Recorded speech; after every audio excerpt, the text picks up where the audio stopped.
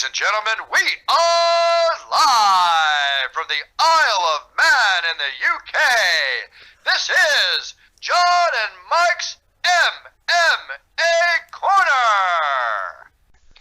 We've just had the UFC 204 card, and who else other than have a man who's been on the UK media scene for a long time. And Steve, I came across your work, like I said, a while back when I was getting into my when I was getting into the MMA. I started with the UFC, but then obviously you realise guys come from other organisations, and your work was online. I saw your interviews. You know, you got very famous interviews with Paddy Pimblett, even Artem Lobov. Jimmy Wallhead likes to give you a good cuddle every now and then.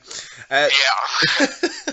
And Steve, look, things for you though, look, the work's went in, it's paid off. You're doing work now with Severe MMA. You're doing commentary as well, isn't it? On FCC, was it? You're doing commentary, I believe. Yeah, I've been fortunate enough to do commentary for FCC, so I've been able to call Pimblett and Brendan Laughlin before they departed. I've been fortunate enough to Jack Mason has offered me some work at BCMMA, so I'm really looking forward to going down there again December 3rd for another top-notch show, and UK Fighting Championships, which is just next week up in Preston. Have asked myself and the inimitable Mr. Jay Furness to do a bit of commentary. So yeah, it's been I've been doing this. I've been sort of involved in the UK MMA scene for going on 6 years now. I was going to say, Jay Furness, good man, good egg. He's a good person to do work with. He's a fun character. Oh, he's a true Renaissance man, like a proper Renaissance man of European MMA. There's nothing that he hasn't done, whether it be judge, ref, commentate, fight, coach, you name it. Yeah, he's a pleasure to work with, man. And he's again one of the, like everybody, it's amazing. I think people have this perception of what MMA people are like, and until you meet them, I mean, they're just some of the most open.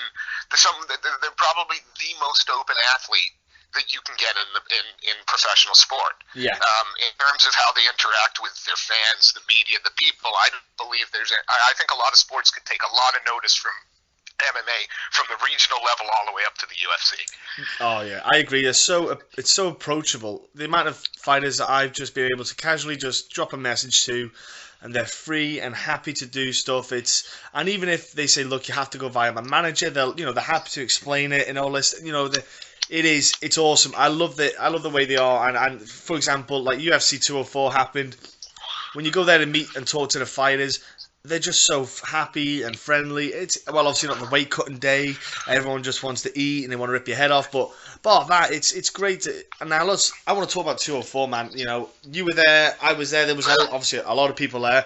The event itself, the atmosphere.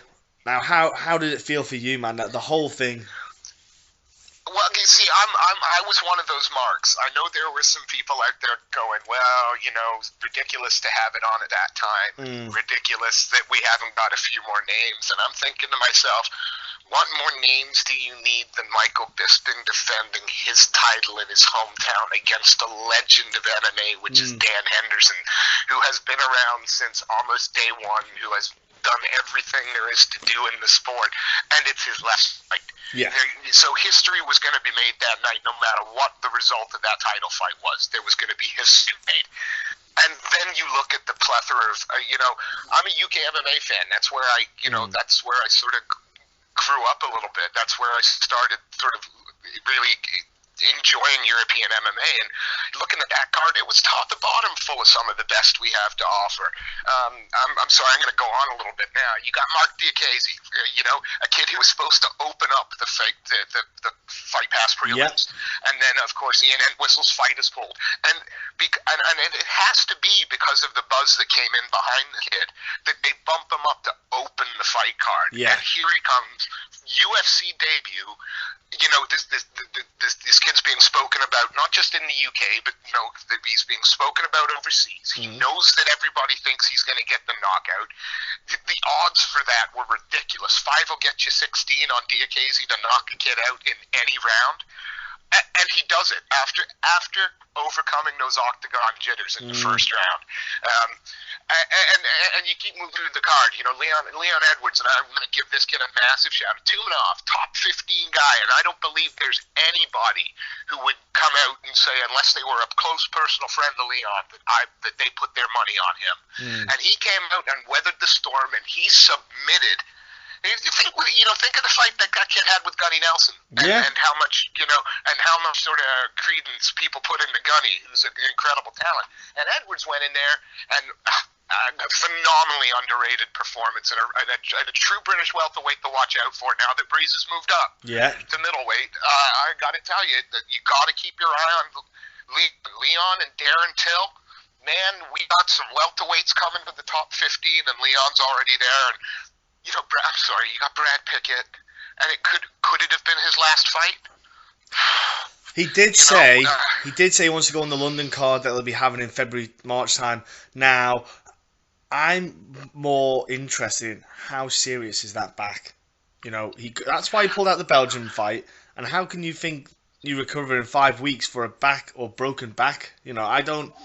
That's my question. I'm like, Brad, it's not. I know you want to go out probably on a win. You should have done it on your last fight.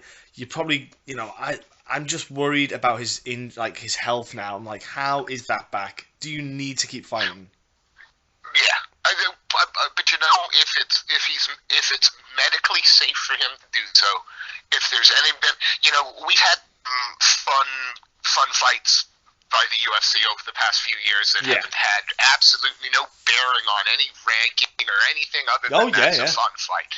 And if anybody deserves to go out on a fun fight, it's Brad Pickett. Win or lose, a fight where he knows that guy's going to stand. And it was kind of like Chris Lytle and Dan Hardy. Yes. We knew they were going to stand there and go. There was nothing on the line other than two guys just wanting to get in there and test their skills against each other. And I hope Pickett gets that opportunity. Yeah, if that's what he wants, that's what the UFC should give him. What an ambassador for the European scene this guy's been, from his WEC, and then you go back even further. Cage Rage, wasn't he? I'm pretty sure Brad Pickett was back in Cage Rage, the connection. Here we go.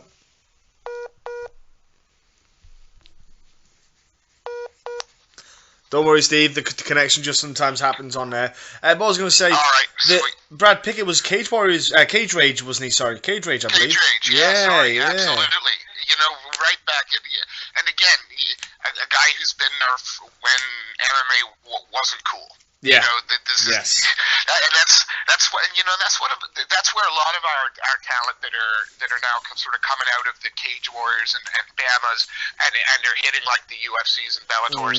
They're kind of the last generation of guys where MMA perhaps wasn't quite as popular. So if we're getting world champions and top 10 guys when the sport wasn't under a bit of a microscope, just imagine what the UK have in store for the world in a few years. Oh, I know exactly. There's some absolute great talent already in the scenes on the UK scene that you can just see progressing and making that step up. But you said there about Edwards. Look, Danny Roberts. He lost the fight, but the thing was, that first round he got rocked. He got rocked by Perry in the first round. He was coming back in the second round, paced himself really well. Third, I think the momentum was with him. He got caught. He was tired. He got caught by that knee. The punches landed. It happened. He's finished. But he's another welterweight he's got a lot of potential as well. That's 3 welterweights that we've got. Whew. And there's a bunch of tasty fights out there for Dan, and I hope they keep using Dan. Dan's got all the tools to become a face for the UFC in Europe. He's talented, he's well spoken, he's a good looking lad as well. He's he is. Merchandise and stuff. If he strings a few wins together, a few performances, I could see him certainly sort of having more and more importance within the UFC, not only as a fighter. A talented kid, and he got caught, but it was a fun fight. Yeah. There's no risk of the wrath of the UFC, at least at the moment, I don't think, if you're putting on a fight like that. No, not at all. The main card itself, Stefan Struve got the win. I think it was the fact that he finished Daniel is the probably the positive to take away from it, because Daniel stepped up short notice.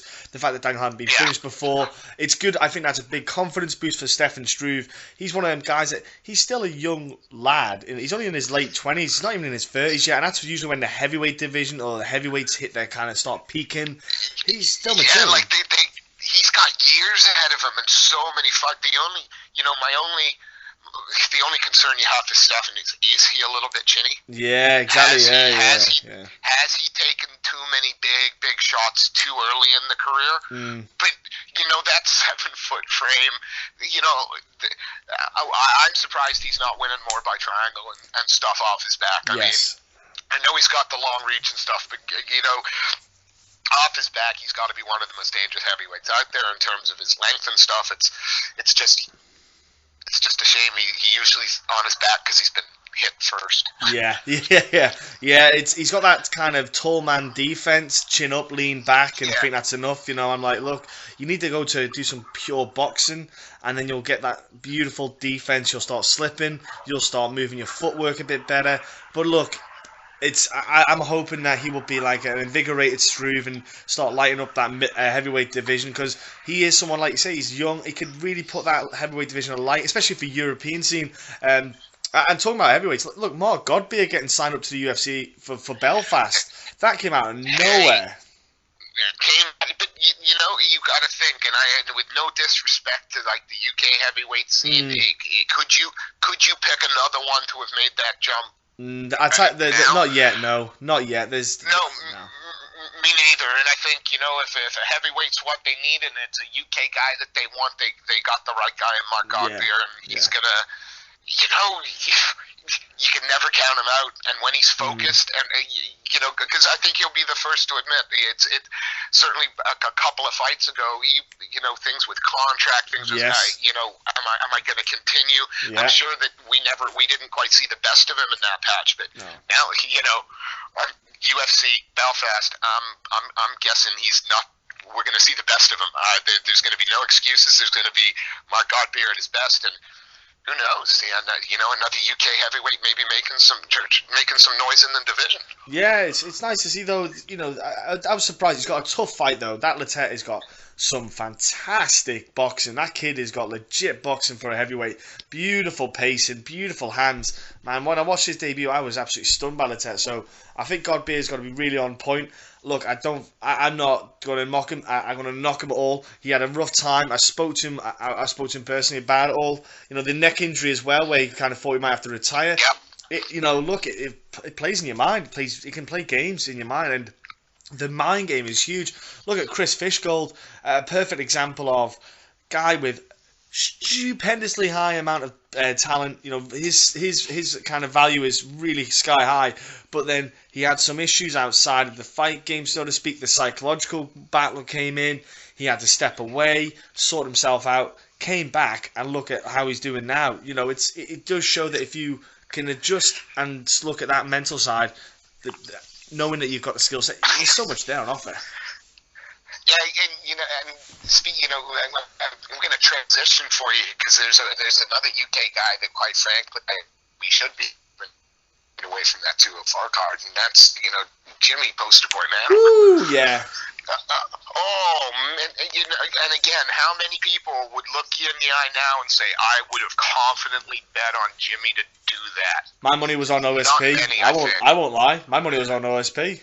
5 rounds with John Jones on short notice. Yeah. Not an embarrassing display at all. And he comes in, and Jimmy did what Johnny couldn't, and he made it look easy. A huge testament to his power. Yeah. I can't believe he engaged him. The takedowns. Oh, no. Wrestling game to start with. I was like, holy mo. But people forget that Jimmy Mann was more than just a knockout artist. And, this is a guy that for a number of fights was robbed the chance of bonuses because guys retired on their stool. They just didn't want to come out and face him for another round. And what a phenomenal display against the number 7 ranked UFC light heavyweight. I mean, it's almost too bad that Gus and Jimmy trained together a bit now, because, I'm not sure I'm not sure it ends. It ends the same way. I think it's a much more competitive fight the second time round, because I just think Jimmy's a different animal at the moment. Yeah, he is. And the thing is now, I said regardless of the result I said last week before the event, I said regardless of the result, I would still like to see that Shogun Manoa fight happen that was meant to originally happen. But you know, I think that's the big one. Swap that for, Go on. Can't we swap that for Glover now then? Could you swap? Do you know what? I would not argue against that, because Jimmy's knocking the top. He's in the top 5 now, so there'll be nothing against doing that.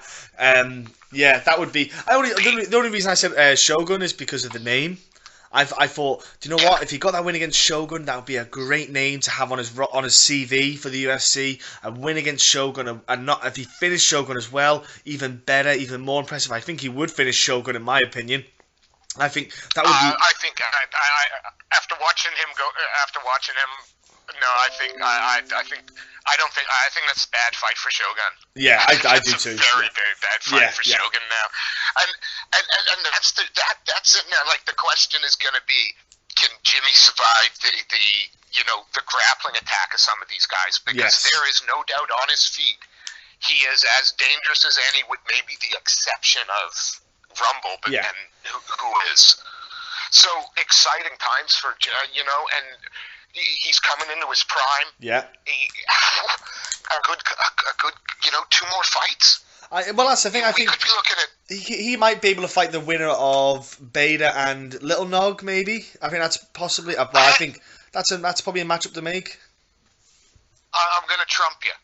Johnny Jones is coming back soon, and he needs a fight. Yeah. Now Jimmy Manoa and Johnny Jones.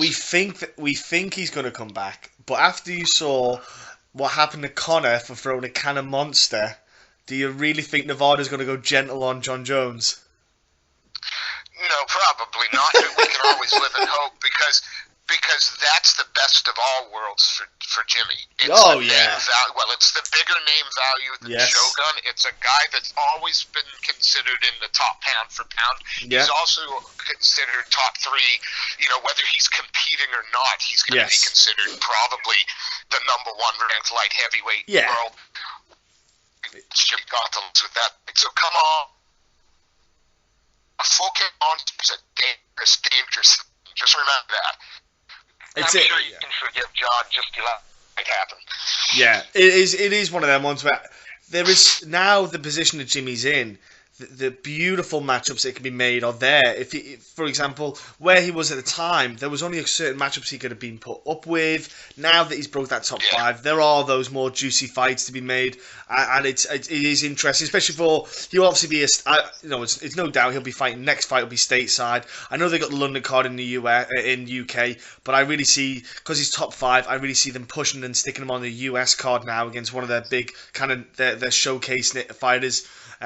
Nothing wrong with that at all. I think what it does is, for the UK London card, that opens up a slot for someone else to shine on the scene. So it's not a bad thing at all, really.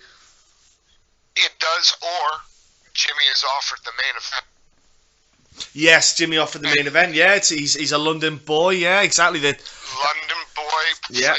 It's not a numbered show, so we don't have to worry about 5 a.m. in the morning fight times. I do believe. Well, we know he's got a following down south. He's got a rich following. With the right name opponent against him, I think gets strong enough to main event. Certainly a Fox Fight Night. Well, I think if you did him and Glover, you could definitely put that on the main event down in London. Easily put that. See, we're doing. Being the armchair bookers is easy, isn't it? Man, it's Donald. Hey, Joe Silver's now an armchair booker as well. Look, man. Also on the whole card itself, I was gutted that Arnold Allen got injured. Mirsad, kudos to Russell Doan. Like, he's got some big balls, stepping up short notice, upper weight class against an absolute monster in Mirsad Bektic, who I think is going to be pushing for a title contention at the end of 2017. But besides that, the main event itself, man. Well, actually, no. Let's go to. Should we go to Vitor, man? Do you just feel? I love meeting Vitor. I was honoured. I was so happy I got to meet Vitor, because I'm like, look, you've been there for like generation, like through each evolution of the sport, you're just one of them guys who, you'll forever be a name who I'll remember.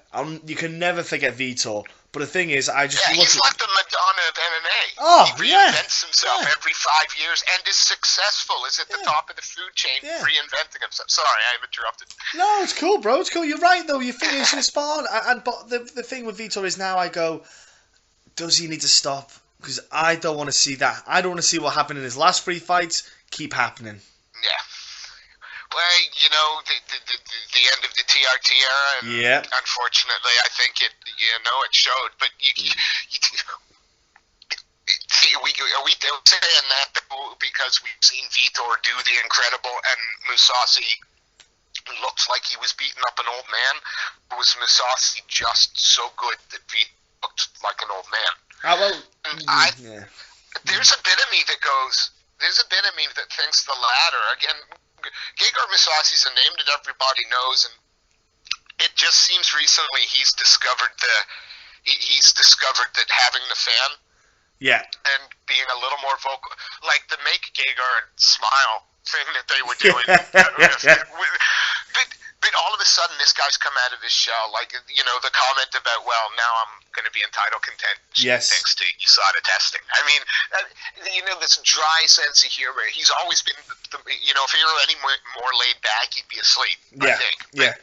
But now we're starting to see just that little cheeky bit of personality, and we're starting to see that this guy's more than the robot. But he's not about to pretend to be something he's not. And I think he's just becoming comfortable with the fact that people are generally interested in him. Yeah. And that performance, that was as clinical, textbook, and violent as you want to see. Oh, sniper. Just a sniper. A horrible man. Like, who did they man? Like, I'm betting there's not many people lining up to want to face him next. No. And do you know what? I love that he called out Anderson Silva. Beautiful idea, smart move. That is a good fight. That's a really good fight to make up now. But for Vitor being on the losing end, because I think, who do you match him up with? Because you think about the guys who aren't in the top 5, who are out there: Robert Whittaker, Derek Brunson, Uriah Hall. All these guys outside of it. They're pretty nasty dudes still. Even though they're not in the top 5, they're still badass. Like Lyoto Machida is probably maybe. Lyoto Machida and maybe Anderson Silva there's a couple of fights you can make with the older guys, but that's about it. I think it's that uncomfortable time when a guy who was genuinely world class gets to the point where, although he probably is world class on many levels, there are younger, hungrier, and unfortunately more skilled opposition out there now. Mother Nature's, Father Time is a cruel thing, because no matter who you are, it's going to get you eventually. And it got Vitor. And again, does he have that tiny stain on his legacy? Because when he's not on it, he's not as good as when he's on it. And poor Michael Bisping, the guys he's lost to, they're all TRT guys. All juiced up about the girls, and all TRT guys, and Vitor's a legend, but it's kind of like Anderson testing. Did he just get, if he was doing it then, and I know he was coming off the injury and speedy recovery, but surely even the least cynical person, there has to be that little itch in their brain that goes, well, maybe he was doing it before. Well, and as soon as that's there. Did you see the picture of his coach at Black House, who's like 65 years old, shredded and jacked, and you're like, I think if he probably shared sandwiches with Anderson a couple of times as well, I'm just a bit. Yeah, it's not. It's not bathtub gin that they're drinking. Yeah, there's, you know what I mean. There's something in the water. But does that tarnish these guys' legacies a little bit? Anderson's still one of the nicest guys in the world. He's put on some of the greatest displays we've ever seen in a cage. Yeah. But I still that half a tiny percent of my brain goes, but was he cheating when he was I'm the same. Destroying people? Yeah. And that's a shame. Yeah, it is. Whereas a guy like Bisping, nope. You have, if he came out and tested positive for something, just the foundations of what MMA in the UK is based on for me would collapse. I'd be gutted. I'd be broken. I would. Oh, absolutely broken.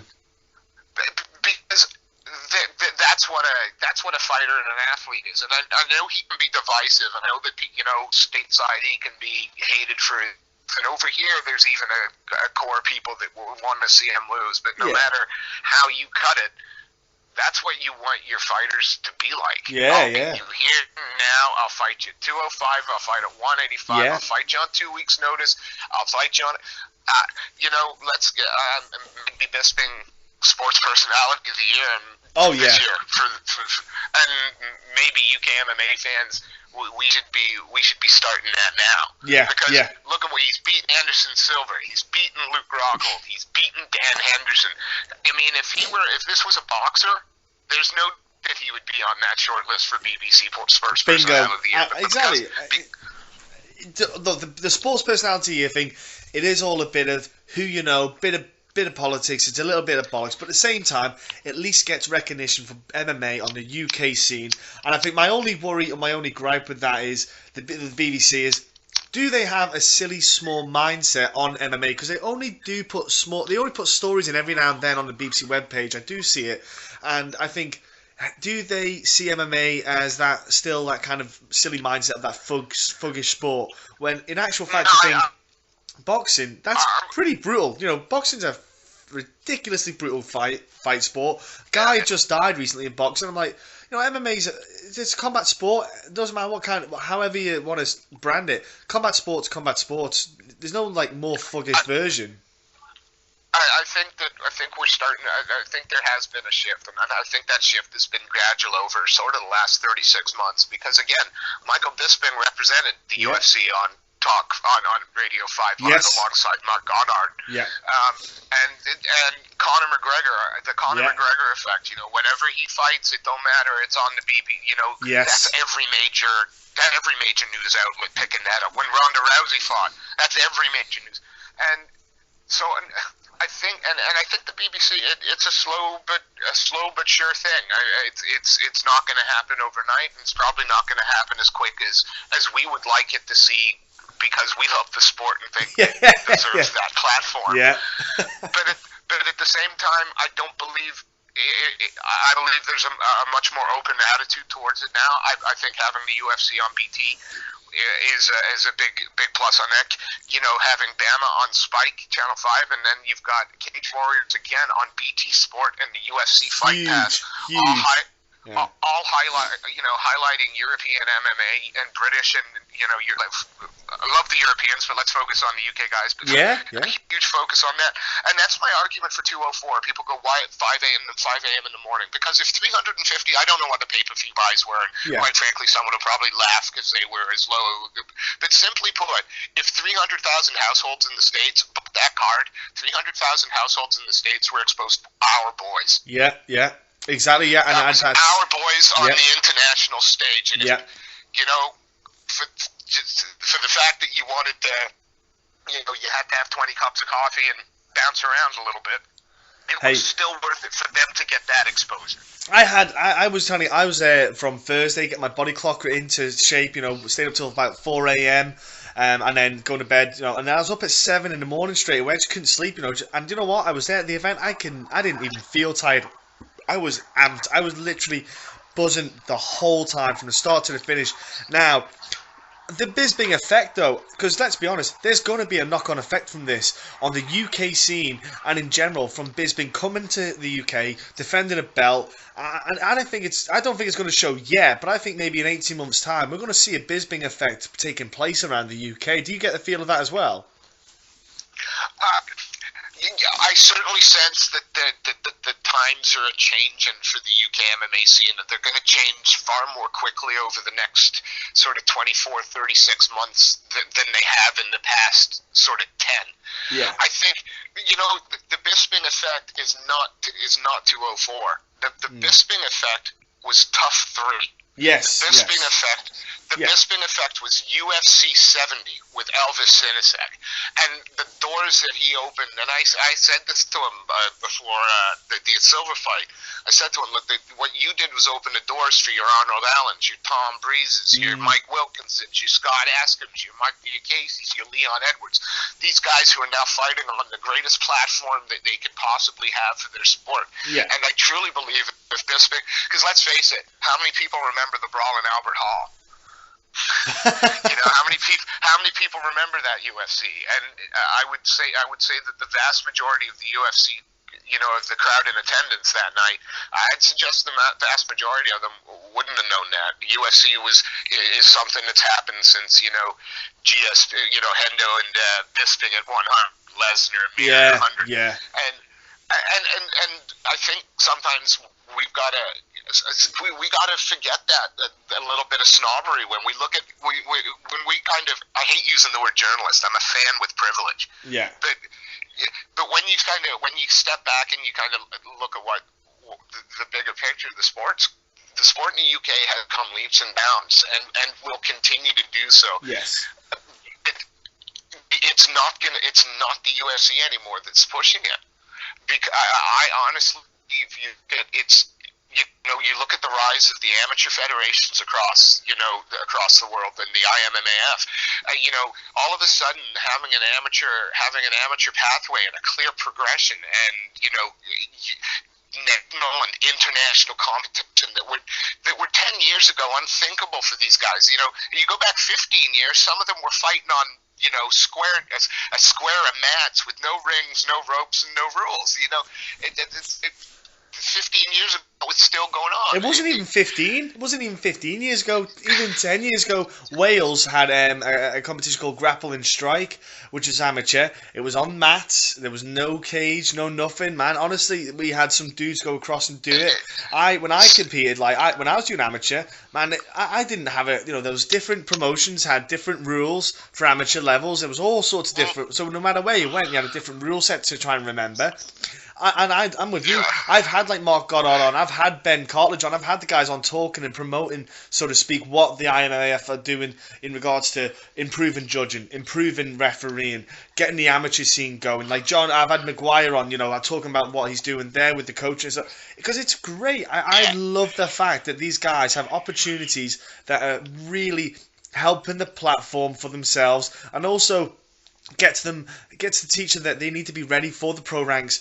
Look at amateur boxers. Guys don't go into pro boxing straight away. They go into amateur boxing, earn their stripes. When they get ready, then off they go. And that's what I think is a big deal. I jumped into pro, and I probably, if I knew in hindsight what was going on back in the day with amateur, if I had what I had now, I wouldn't do it. But it's one of them ones where you go, look, you just do that, I go to that, and that's it. And a lot of fighters are like that. Jake Boswick, look at that kid.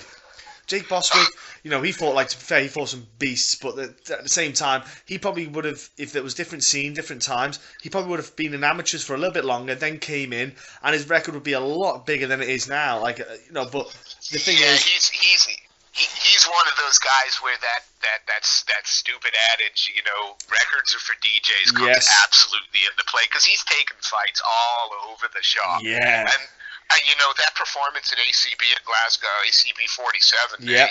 Danny Mitchell's one of the toughest guys in the UK middleweight scene. One of the toughest guys probably in the European middleweight scene. That was a huge clash between two fantastic UK guys, and Bostwick landed just sweet right hand. That was wow. But you the thing that makes Bostwick and Mitchell, these guys, but they've all come from those regional circuits, those small background shows, and there's so many good ones out there now. You know what I mean? There's so many reputable, well-run, well-punched UK that. Steve, you've commentated, mate. You commentated on FCC, and I tell you what, that place, Adam runs that so well. I only want Adam now to get a live stream sorted out, like a decent live stream with a commentary on it, because do you know what? That's the only thing that's missing from that. I love the setup, I love the venue, I love the way it's run. Honestly, I think it's a top place to go and compete on. Like, I've been there, I think it's fantastic. Like, that show, Jack Mason doing BCMMA, doing awesome stuff down there. I sent some of our boys down there. You know, there is these shows that aren't Cage Warriors, that aren't BAMMA, but they're just like that next. They're the next ones down, but they are really well run. And like Brad Pickett's doing his own one, Rise of Champions. Yeah, and Rise of Champions. And he's making an effort because he knows how hard it is for amateurs. He's making that effort for them. I love the fact that there's all this happening, and it's great. Like the UK scene is getting switched on. Obviously, look, 10 years ago, there was some shows that probably were just a bit, let's say, not straightforward, not straight cut, but they happened. Do you know what? It's a fight game. But look, it's now starting to get a lot more professional, and everyone's starting to go, look, if that show's a joke, they know it's a joke, and everyone knows, and they avoid it, and the show's to stop, and everyone's taking it serious, and I love it. It's beautiful to see. And that's it. And you get the rise. There was a while where you got promotions popping up like every week and doing a half a show and then disappearing. And now we're starting to see sort of it's almost like the old terror. You know, if I do the pro wrestling and MMA comparison, the UK is really starting to become like the territories for the regional shows. Yeah. And as soon as they start swapping that talent a little bit, and champion versus champion and things like that, I think there's going to be another big swell in the UK MMA scene. But you talking about FCC and BCMMA, you've and just to quickly go through the list of the really reputable ones. ACB have just arrived. Let's not forget them with Cage Warriors. They do Manchester. They're coming to Manchester next year. Yeah. You've got, Shinobi, Shock and Awe. You've got Budo. You've got FCC. You've got some of these newer promotions coming up that are really focusing on the high quality amateur cards like Almighty Fighting Championships, UK Fighting Championships. All over the place. There are. You could go on. I could go on forever. Yeah, Combat Challenge as well. They're doing stuff. And it sounds like you're plugging them all, but there is literally a plethora of. Yes. These are where your UFC guys are going to come from. Yes. And this is when they're most approachable. This is when you become a fan, and good God, in 5 years' time, you're going to be riding that wave with a guy who will recognize you in the audience. Yes. That's what they're like. Yeah. And I get really excited. I'm so excited about the future of UK MMA, and I think it is slowly happening. I think the UK MMAF, bless their hearts, are doing a fantastic job with. And I understand. There's skepticism because you're looking at like it's money this and money that, but can you think of a profession that doesn't have a union that you don't pay a sub for? Yeah, I can. I'm with you. And we want the sport legislated here. I mean, the next step has got to be insurance, and it's got to be insurance for the fighters, and it's got to be Sport England recognition, because as soon as that happens, then all of a sudden the amount of sort of backdoor gyms or crap shows, they're completely going. Well, you're never going to completely wipe them out, but their numbers are going to reduce again. It gives a clear progression, and it shows the public that this is the uneducated public, perhaps, that it's not cage fighting, it's mixed martial arts, and it's a legitimate combat sport. Yes, and that's it. It is one of them things. It's time. We need to be patient. And look, like I say, Steve, you and me, we live in that bubble of MMA, and that's I honestly sometimes get lost in my bubble, because then when I step out of it and I talk to people and they're like, "What's this?" and they haven't got a clue, I sit there and go, "Yeah, we are nowhere near where we need to be yet. Like where I think we are, and then reality hits me, I go, yeah, we're nowhere near that." And it's time. There's little dichotomies though, because you look at someone like Paddy Pimblett. Yes. Who has captured, he's like that's a star. Yes. I'm sorry to, there are other great fighters out there. There are other fighters but Paddy's a star. Yeah. And a few years ago our star was Bisping, and he went off to him. And now we got, the Irish had Conor McGregor, and as Graham Boylan said in an interview to Earl, he was like, he was there when the height of his Cage Warriors popularity. Yeah. And Paddy eclipses that. Yeah. Paddy continues to put in those performances. Maybe the UK can sort of go, hey, this is our boy. He's a bit brash. He's a bit. But you need that. Get it done in the cage. Yeah. Do you know what? The thing is with Paddy as well, he's got an energy. He's got a good energy, a good aura around him. And, when he goes in, he's just smiling, he's happy. And it's like he's not walking in miserable, angry. Do you know what? And it rubs off that happy kind of... It's a happy, aggressive guy. And look... It's funny. Go ahead. I was going to just... Because there was an interview we did with him a little while ago that kind of went quite viral, where he called out the entire SPG Ireland team, starting with Autumn Lava. And people see that side of him, and they go, okay, he's arrogant, blah, blah, blah. But what they don't see is, they don't see the kid that, that signs autographs for every man, woman, and child that comes to see him, and stops and has his picture taken with every man, woman, and child that comes to see him. And I don't care who you are. There's got to be times when you're in an event and you've got a fight on, you've got teammates fighting, that you want to be focusing on something else, and not ever he show that to the to those people that want his time, want his picture. And so it's easy to focus on Paddy, the on-screen talent, and Paddy, the fighter. And sometimes I think we forget that Paddy's more than he's more than his mouth and his fists.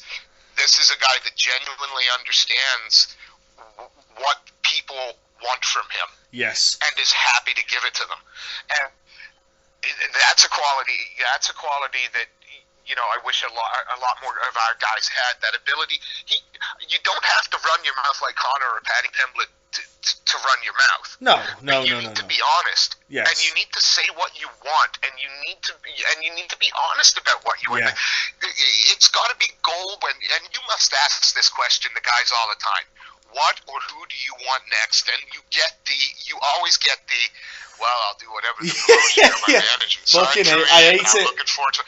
Well, you look at a kid like Charlie Larry. Now, it might not be a well-known name to your listener. Charlie Larry, he beat Rob Sinclair, and I tell you what, that was a fantastic big win for him. I know it was Rob's last fight, but kudos to him for Leary getting that win, because that was a big moment. How did Charlie get that fight? Charlie got that fight by after he won the title. He went out on the microphone and he went into interviews, and without sounding like a douchebag said, I believe I'm where I stand in the UK, and I believe I need to be in there with the best light. And he listed maybe the top 5 lightweights in the UK and said, these are the guys that I want to get in there with and beat. Yes. Sure enough, he gets a Rob Sinclair. Yeah. Now, are the rest of the guys going to jump in a fight with him now? I would suggest not quite so quickly as Rob Sinclair did. And again, it was because he wasn't disrespectful. He wasn't arrogant. No. The silent man is the one that's going to get left at sea in a storm. You know what I mean? If you're not screaming, look at me, hey, I'm over here, and I am what I say I am, then I know it's not wrestling. And I get that not everybody can have a boisterous personality. You don't have to. You just need to be honest. Well, the thing is, sorry, Steve, to interrupt there. Public speaking is actually quite a difficult thing to do for some people. It's not. Sometimes it doesn't come natural to people. Fighting is way different than public speaking. Like when you get in a cage, it's completely different fighting than it is public speaking. When you get on a microphone, sometimes guys just kind of freeze. Their brain closes up. It's one of them ones where it's not easy for some of them. I get that. And it's funny because that's something that I understand, but I have a really hard time reconciling, because they do what I would never in my life have the self-discipline to do. And I'm so glad they do, because I love the sport. Yeah. But I couldn't climb into that cage. I mean, my buddy Sean Betts would tell you it would be the worst move in the history of bad moves for me to climb anywhere near close to a cage. But all of a sudden, when these guys who have got out in there and had, a 2.5 round war, and then, finished their guy by, flying knee, and they see the red light come on. Yeah. You you see genuine fear, and you're like, oh man, look, what you did was just amazing. This is easy. But you forget sometimes that I suppose it's a very different experience, because now all of a sudden we've got you. We get you the moment your adrenaline is probably just starting to dip a little bit. Yeah. You've had your win, but you're still flush with that excitement. You still got so many things that you're thinking about, so many people you want to go and see, and then you get a camera and a mic stuck in front of your face, and someone going, "Hi, it's Severe MMA. Talk us through the end of that fight." You guys like, man, I can't remember walking to the cage. You want me to have detail of the so, but the more honest these guys are. And I think that's the key word. It's honest. It's not, be honest, because people like the audience identify with that. People watch that and go, "Oh, well, fuck me, that guy's genuine." And if he's genuine, you invest. Yeah. You don't have to shout the loudest for somebody to care about you. No, I agree with you. I think as well, like you said there, literally sit there and go, I want to fight the best. You're paying respect. Like Tim Wilder's a good one. Tim Wilder on Twitter, he's not being a dick. He's not being disrespectful. Like he put like a list. Who do you want me to fight next, or who do you suggest? And he's going to Chris Fishgold. Look, if you want to go down, I'm down. Let's have a fight. And it's respectful. Tim Wilder said, "Look, I've just had my litmus had a little one. I can't fight you on the next card, but I tell you what, when it's in the Echo Arena next, I said I'm down for that. I can make that." And Chris Fishgold, he's like, "Yep, let's do it completely. I'm down for that." I like, they're respectful, but they're just, and they want to protest each other. I love that fight. I actually like that matchup anyway, because I like that. Sorry, go ahead. So that matchup's very. Thank goodness they both signed the Cage Warriors. Yes. Because surely one of the things we have to, if we're talking at the moment, one of the things we have to talk, because Patty Pimblett and Brendan Loughnane. Oh. These two have been trading back and forth, and there were two sides to the door.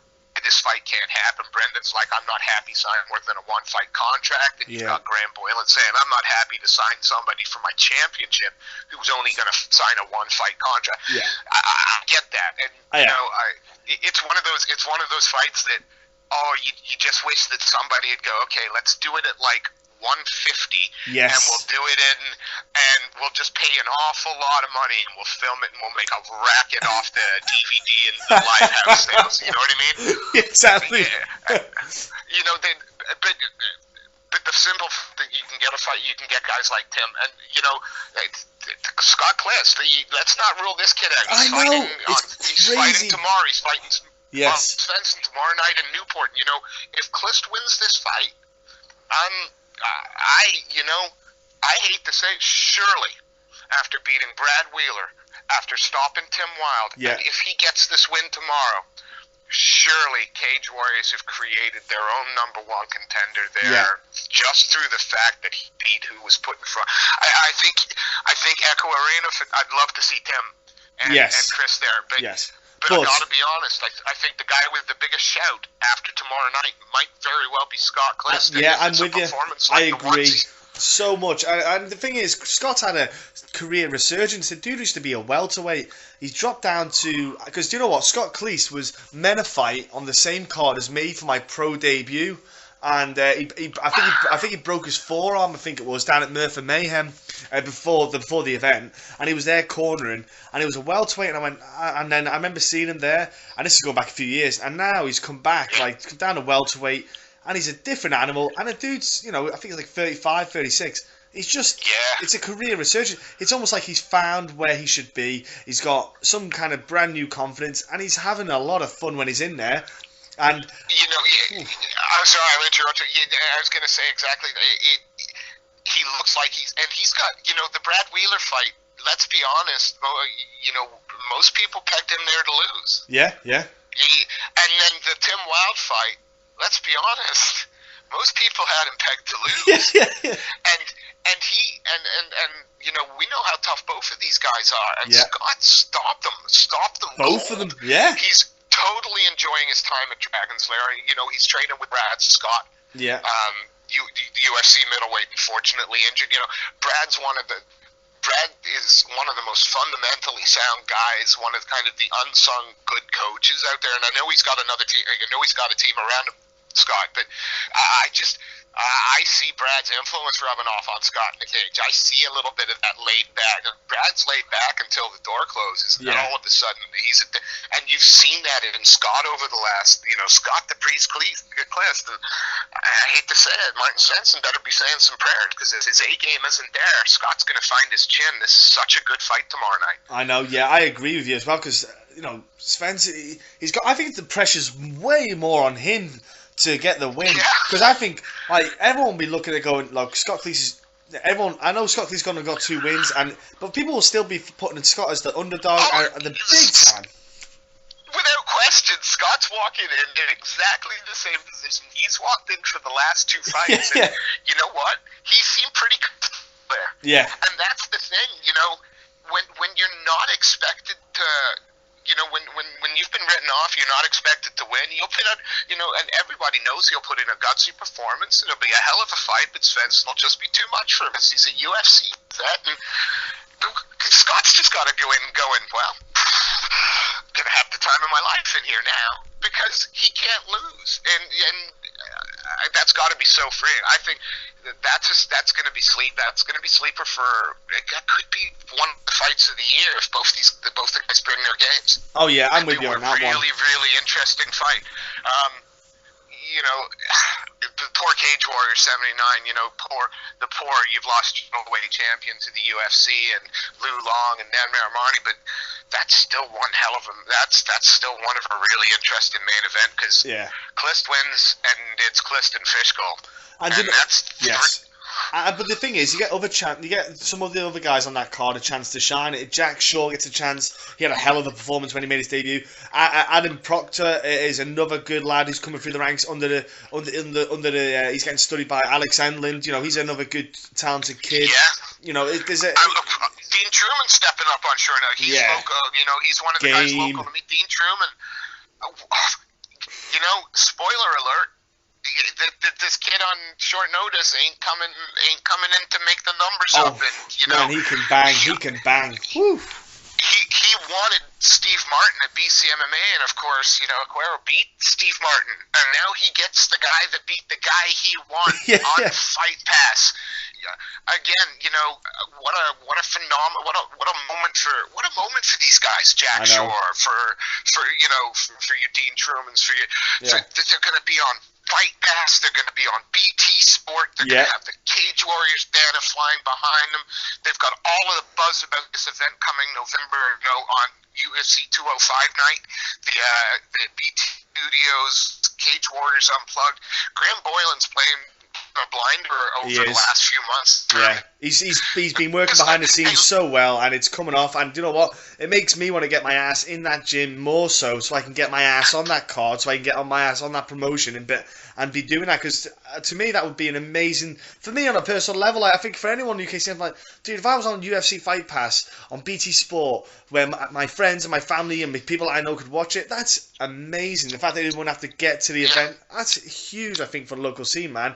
But talking about Cage Warriors, the kind of, I don't know, the rival, so to speak, in BAMMA, let's say, the relationship they've conjured up with Bellator, I said off air, it was an inevitability, I think, for BAMMA to have some kind of link. Viacom. Yeah, some kind of, exactly. And the link with the US, it helps tie them up, So if you're fighting on BAMMA, there's a good chance, if you don't get signed up to UFC, there's a high possibility you'll be fighting on the Bellator scene. They just announced as well a matchup to add on to the Dublin card. Redders against Daniel Welch. Paul Redmond got his first. He got a win. He got a decision win in his last bout. I think for Paul Redmond, it was a big thing getting that win. No matter how he got it, it was getting that win. I think he'll be a lot more relaxed and flow a bit better in his next bout. But I think we'll see the Redzer that we saw before. He cut 40 pounds in 2 days to make his UFC debut. We'll see that flowy, relaxed Cage Warriors Redzer before the UFC. And it took a couple to get back, but that's exciting. The BAMMA Bellator double card December 16th is. come on, I'm going to call a spade, and I'll probably get yelled at by somebody for it. But right now, the BAMMA part of the card looks better than the Bellator. No, I'm with you. Right now, as it stands right now, Yeah. the Bellator, the BAMMA part of that card, I hope that just not the name Bellator causes us to lose a couple of those really those good UK Irish fights to make room for something that's maybe not quite as local, but might have an appeal to Bellator. The fact that Bellator are giving a platform again to guys like Reza, to some of the BAMMA vets that and let's be honest, BAMMA and Bellator have had a relationship for a little while. Sinclair, Stapleton. There's a few that have gone, and there's a few of the heavyweights as well have gone back. And forth, Godbeer went over there, and who was the other one? All natural lad. He lost to that. Carl Etherington, didn't he? Yeah, that's the one. Yeah, quite popular actually. Yeah, the all natural Etherington. Yeah, he went back and forth. Yeah, he's a good one. He's a fun egg. It's not like the relationship between Bellator and the European fighters is new. It's just that putting it in Ireland is smart. Putting it in with BAMMA in Ireland is even smarter. Yes. I just hope that we don't get. I mean, Ishii. I mean, all right. Nah. But shouldn't if they're coming here? Shouldn't? My God, you're bringing them to Europe. Give us MVP in the main event against. Give us that. Give them what you need to keep that arena full after BAMMA has, after the loss. That's the thing. You need to have something to keep them going. And the thing is, it's great. It's a great What I'm loving at the moment, though, is the UFC, ACB, and Bellator investing in that UK scene and the UK fights. Yeah. Do you know what? It really emphasizes how good UK MMA is at this moment. Like, it's phenomenal. And do you know what? I say UK MMA. If you want to be political, right, Republic of Ireland as well, whatever. It's all a bubble. Let's just not be assholes about it. But look, it's fantastic. Look, it's absolutely fantastic. You just pick one. Look at the lightweight division in the UK. Oh God, it's too stacked. And I'm talking not UFC or Bellator, so you can't include those. So no Ross Pearson, so you got Saul Rogers, Chris Fishgold. Yeah. Scary man. You got the name goes on. I mean, it just 50 cal, but he's moving down. You look at our featherweights now. 50 cal is there. You got Ronnie Mann. You got Paddy Pimblett. You got Ned. I mean, it's just such an exciting time. I do feel like a fanboy. Like, the more I talk about it, the more I can feel myself going, "Oh my God, I love this!" But I can't wait for the day that that on the schoolyard, and it's starting to happen because I'm a teacher, right? So it's instead of them talking about the Derby, Nottingham Forest match or the Albion match. Yes. They're going to be talking about that UFC main event. Look, I'm with you. You know what? I get people at work asking me about the sport. I get people who know nothing about it. I get Facebooked whenever there's like UFC events on about stuff. I know it's UFC, but it's a start. And the UFC, it's got UK fighters on. I direct them with this and that, and I love it though. I get asked the questions, and I'm more than happy to. I'm like, look, do you want that? I'm even taking a lad over to the Belfast card to pop his UFC cherry, and it's going to be a great weekend. We're going to have a great time, and I can't wait, to show him what happens outside of the cage, the build up, meeting the fighters, showing them the fights and how welcome and warming they are as well, even if they're in the UFC, and it's going to be. He's going to have I know he's going to have a great time. He'll probably come back and go, that was just fucking awesome. And that will have a knock-on effect then. Well, he passes on to his friends, says, look, it was fantastic, this. And then it starts to just have a knock-on effect, and it's great. I know it's your podcast, but I'm going to turn the tables on you. I'm going to ask you a question. The journalist, what's the fight that you tell people to watch who've never seen an MMA fight? Like, do you have a couple of fights that you go to and go, like, you've got to watch this? A couple of fights. I'd probably go for. I do mention UFC fights because it's easier for them to get the access and get the information on for them.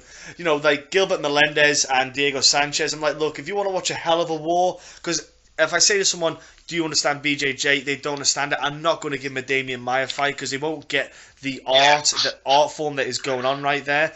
But if I go for like just a stand-up war, you know, I'd be like Mark Hunt, Bigfoot Silva. You watch them two dudes. Do you know what I also say? I say, look, watch Roy Nelson versus Czech Congo because everyone will go, man, that big black dude's going to beat the shit out of that fat white boy. And I'm like, nah, well, you're probably going to get severe surprise, son. And I like the shock factor. I like then I go, look, you can't put people in a box in MMA. It doesn't matter what you look like. If you've got the skill set, you'll beat the shit out of anyone. You know, I go back. They're like some of the fights I'll probably pick out off the top of my head quickly. Jack, here, me, I'd go with Hendo Shogun 1. Woo, yeah. I'd go with I'd honestly Griffin Honor 1. Yes. Ultimate Fighter finale. Yeah. But you know, I've seen 2 modern classics this year. If you want to you want to get people not watching UFC, but want to see 2 fights that just make the hair on your arm stand up. First one is ACB, and it's Peter Yan versus Magomedov. Now, these names will mean nothing, and it doesn't matter because after about 30 seconds, you are engaged for the next 25 minutes. And the other one, and I don't know if you guys reported on it at all, but Dylan Tuke and Adam Ventry. Adam Ventry, yeah. I didn't see I didn't see the fight live. I waited till I had to get posted out. But Adam Ventry, the first round, then that was like you literally were flipping a coin the whole time. It was when obviously the annoying thing was I saw the result and then I watched the fight and I was like, oh man, imagine not knowing. Oh. It was, it was one of those fights that. You know, it was like a nice show, Shinobi, good show, nice small venue at the Olympia. But you just felt like as every 10 seconds passed, the crowd were more and more still like people were starting to stand up and then stand on their tables, and there was not a view that was good enough. And these two, it is on YouTube. If you haven't seen it, man, if any of your listeners haven't seen that fight, Adam Ventry, Dylan Tuke, it's 2 rounds, and it's the first round is arguably one of the funnest single rounds of MMA you will ever see in your life. It rivals Daly and Diaz. Oh yeah, that first round. I can't. That's another fight people should watch. Yeah, even Melvin Manhoef and Robbie Lawler, you know, that's a fight where you just go. Oh man, Robbie Lawler and Rory McDonald. If you're not squeamish, Carlos Condit and Robbie as well. You know, Carlos Condit and Robbie. That last round, man, that's a last round that will forever stay in my head. Man, that was unbelievable. And what a great sport, right? Again, yeah. That's the thing is, beautiful. We got to come. Beautiful. You know, 205 is coming. Yes. Arguably the biggest event in UFC history, in the biggest arena for combat sport in the world. Like this year alone for the UFC, they've had some big moments. UFC 200, then you go to UFC 205. 199, in my opinion, is still probably one of the best cards they've had this year. Phenomenal card. This year, they've really hit well. They've really hit the ball out of the park. They've been lucky with they've had some unlucky incidences with John Jones. Effectively, is what I'm trying to say. And maybe really, they've had some and they've had John Jones. Yeah, he's like a separate entity. But you know what, 205. I can't wait for that event, that card. All I care about is Joanna Jacek is going to be on that card, and I don't care about anything else but that girl. Watching her against Rosie Sexton in Cage Warriors was a life-changing experience. And when I spoke to Marcin Voracek, he said he fought on the card and beat Arnold Allen. He said, I had never heard a woman. In fact, he said, I've never heard anyone hit pads that hard in the back in my life. He said it was a noise I've not heard before. Jens Pulver was in the commentary, stunned. It was amazing listening to Jens Pulver going. All he kept saying was, I can't believe how hard she hits. I was so fortunate to get a post-fight with her after that event.